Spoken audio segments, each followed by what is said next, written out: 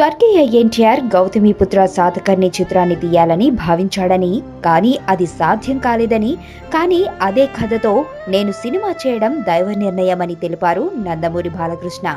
ఈ రోజు ఉదయం ఆంధ్రప్రదేశ్ నూతన రాజధాని అమరావతి సమీపంలోని గౌతమి బుద్ధ విగ్రహం వద్ద బాలయ్య 100వ సినిమా ప్రారంభమైంది.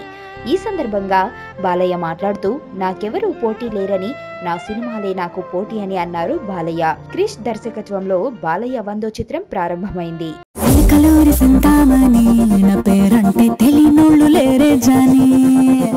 వయసు లెక్క సీక్రెటు గాని నన్నడగ మాక అంటాంది జారేవుని